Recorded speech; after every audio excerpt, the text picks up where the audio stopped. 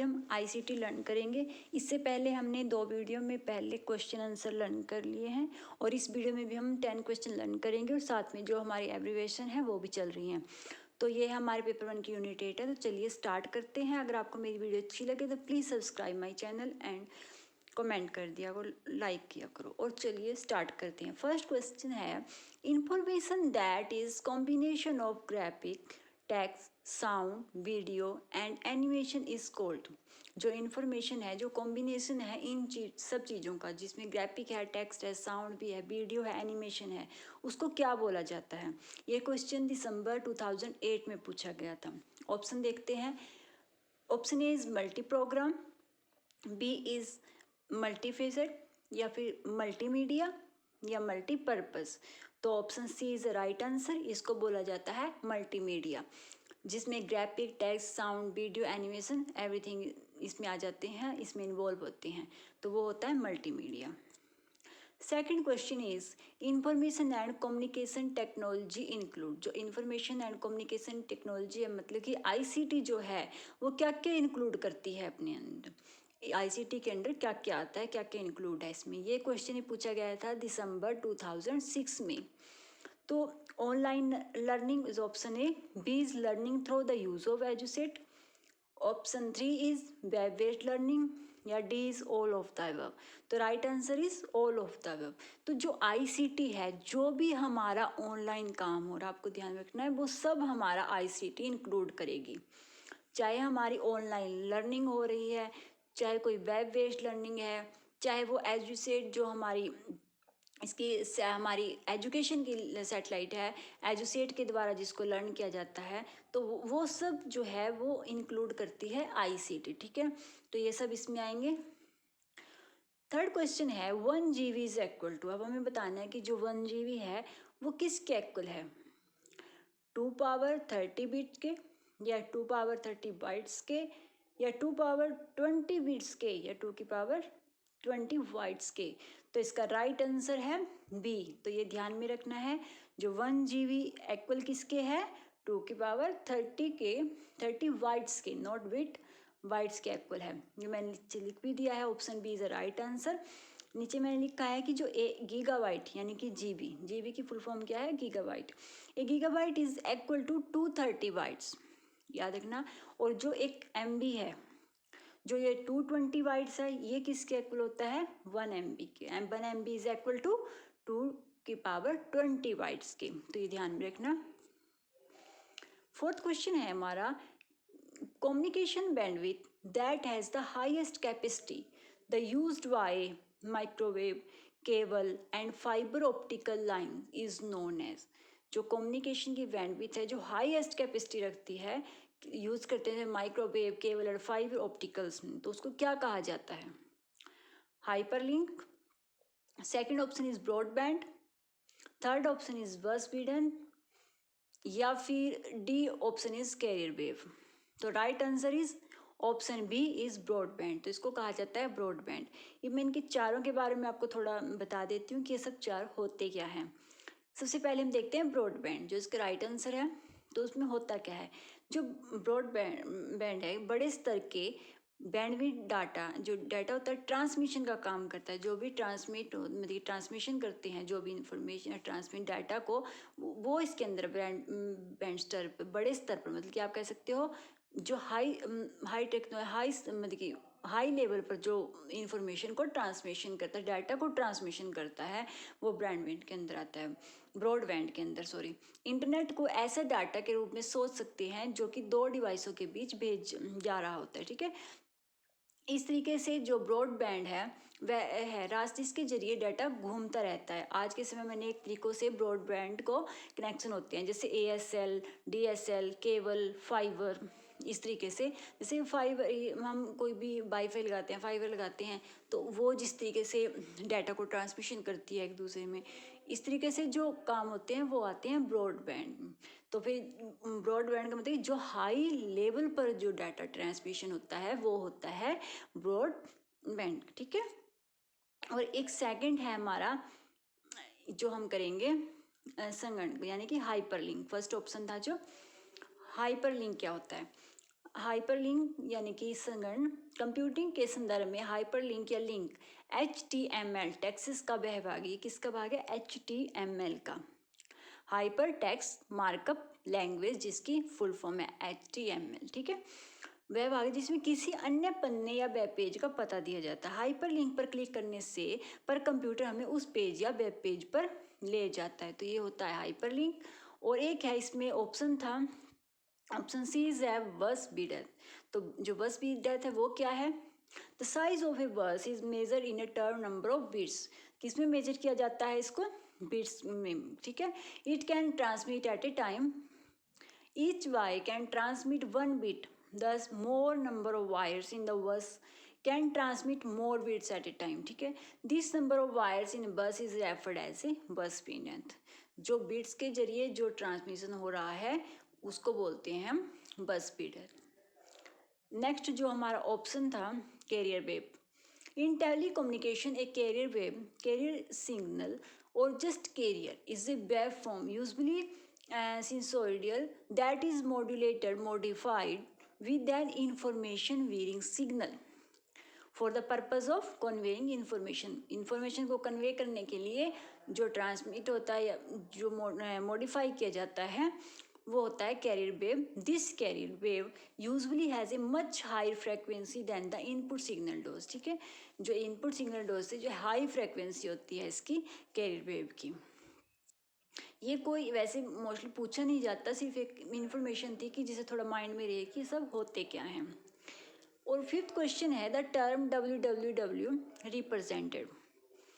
दिसंबर 2007 में एक क्वेश्चन पूछा गया था जिसका ऑप्शन ए था who what where and B question option था वियर्ड वाइड वेब, सी था वर्ल्ड वाइड वेब और डी था वर्ल्ड वाइड वेब। तो देखो अगर एक बार आपने लर्न कर लिया तो ये आसानी से क्वेश्चन का आंसर आपको दिख ही रहा है कि डी वर्ल्ड वाइड वेब। पर वही है ऑप्शन इतने क्लोज लगते हैं, हमें कई बार लगता है जैसे वर्ल्ड वाइड, ध्यान नहीं करते, थोड़ा सा भी कन्फ्यूजन कहीं माइंड में हो तो गलत पे। तो इसका जो राइट आंसर है वो है वर्ल्ड वाइड वेब, जिसको ध्यान में रखना है। क्वेश्चन 6 है an error in computer data is called. जब कंप्यूटर डाटा में एरर होता है तो उसको क्या बोलते हैं? चिप बोलते हैं, बग बोलते हैं, CPU बोलते हैं, स्टोरेज डिवाइस। तो इसमें वैसे क्लियर ऑप्शन आपको नजर आ ही रहा होगा तो बग, क्योंकि चिप आप जानते हो क्या होती है जो चिप डालते हैं हम। CPU क्या है? जो प्रोसेसिंग यूनिट होती है। स्टोरेज डिवाइस है जिसमें स्टोरेज की जाती है। तो फिर इसमें ये बग बोलते हैं जब भी कोई एरर होता है कंप्यूटर डाटा में। तो आगे इसके बारे में थोड़ा लर्न कर लेते हैं। An error in computer data is called bug. A software bug is an error, flaw, failure or fault in a computer program or system that cause it to produce an incorrect and unexpected result or to behave in unintended ways, ठीक है। जब कुछ भी उसमें error आ रहा है, कोई भी हमें जब इन जो मतलब कि रिजल्ट मिल रहा है वो इनकरेक्ट मिल रहा है, अनएक्सेप्टेड है, वो सब दो ये किसकी वजह से होता है? जब बग आता है कंप्यूटर में तो उसको बोलते हैं बग, जब एरर आ जाता है हमारे कंप्यूटर डाटा में। 7th क्वेश्चन है SMTP स्टैंड्स फॉर, इससे फुल फॉर्म है। ये हर क्वेश्चन हमारे लास्ट ईयर्स में ही आया हुआ है, एक दो का मैं ईयर मेंशन करना भूल गई हूँ, सॉरी। तो ये लास्ट ईयर क्वेश्चन ही हम उठा रहे हैं। A option is simplest mail transfer protocol, B is simple mail transfer protocol, C is sample mail transfer protocol, D is separate mail transfer protocol। Answer है इसका B, simple mail transfer protocol. तो इसीलिए मैं आपको हर video में abbreviation complete करवा रही हूँ, क्योंकि एब्रीवेशन में से हमेशा एक दो क्वेश्चन पूछा ही जाता है और ये इतने क्लोज होते हैं इनके ऑप्शन कि हम कंफ्यूज हो जाते हैं। एक दो बार अगर लर्न करते हैं तो माइंड में वो सेट रहते हैं। तो इसकी जो सही है इसका simple mail transfer protocol. Question 8 है हमारा, which is the following is not a network device, जो कि नेटवर्क डिवाइस नहीं है। ये दिसंबर 2009 में पूछा गया था। Option is router, switch, hub और CPU। राइट आंसर है इसका CPU। CPU आप जानते हो ये कोई नेटवर्क डिवाइस नहीं है, ये प्रोसेसिंग यूनिट है। तो ये आंसर इज डी। अब इसके बारे में थोड़ा जान लेते हैं कि राउटर, स्विच और हब क्या होता है। A switch is use to connect various network segment. तो ये नेटवर्क हो गया ना, क्या करता है स्विच, जो कनेक्ट करता है अलग अलग नेटवर्क सेगमेंट को, ठीक है।